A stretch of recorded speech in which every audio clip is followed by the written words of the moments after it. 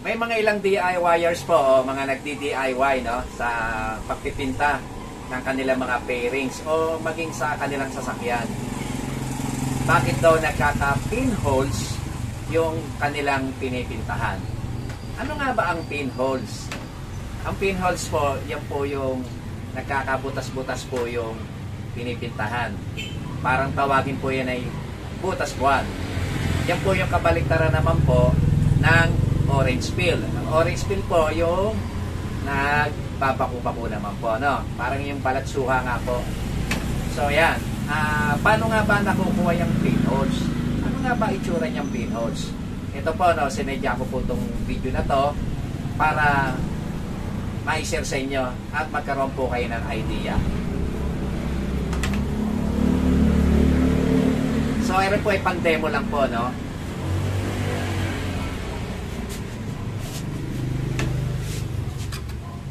So, ayan, kung mapapansin nyo po, ayan po yung pinholes na tinatawag. Ayan, yan po yung pinholes. Diyan lang po sa bandang yan, pero dito sa parte dito ay wala na po. So, paano nga ba nagka-pinholes to, no?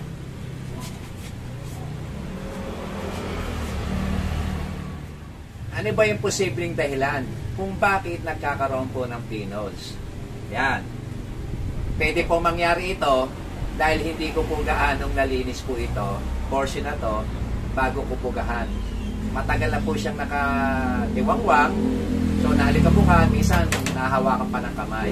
So, pinulasan ko lang ito ng basahan. Na basa, then tuyo.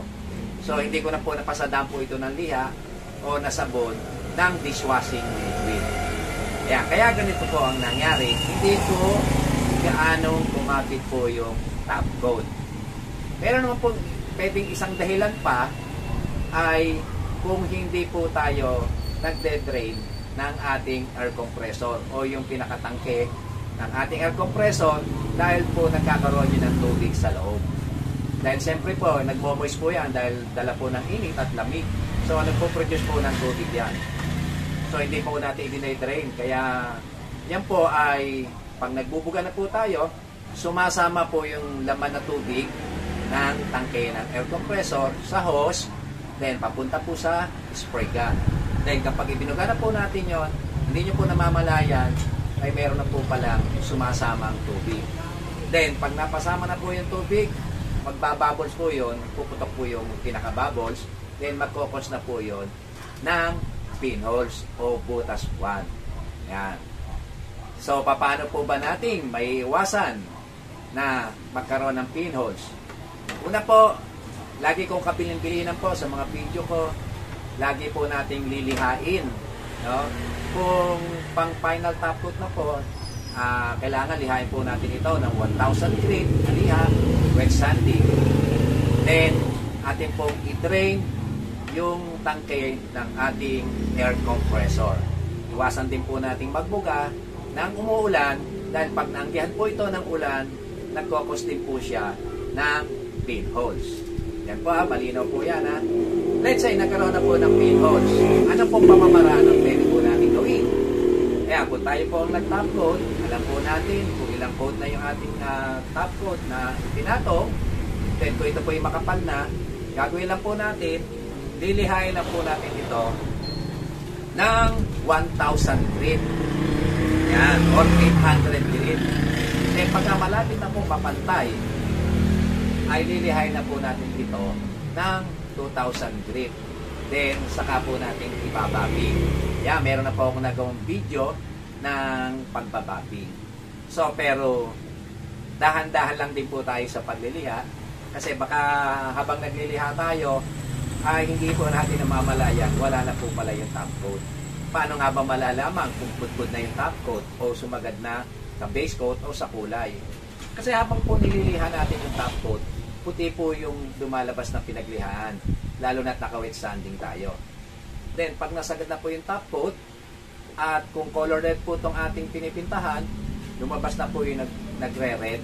So, ibig sabihin, sagad na po yung ating top coat. Naubos na po.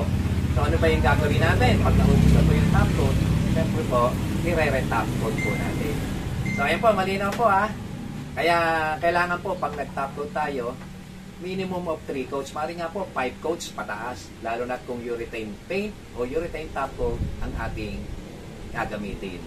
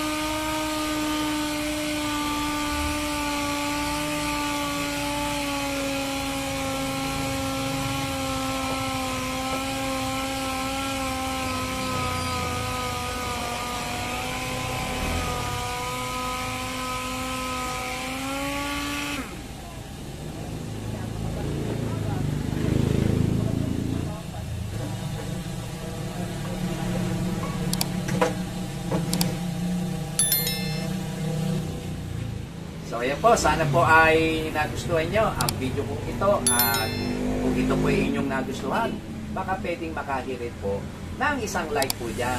At para naman sa mga bago pa lang sa aking channel at hindi pa po nakakapag-subscribe, please subscribe at pakihit na rin po ang notification bell para ma-notify kayo at updated po kayo sa mga video na aking ina-upload.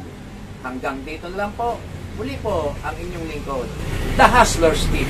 Thank you for watching. Keep safe and God bless.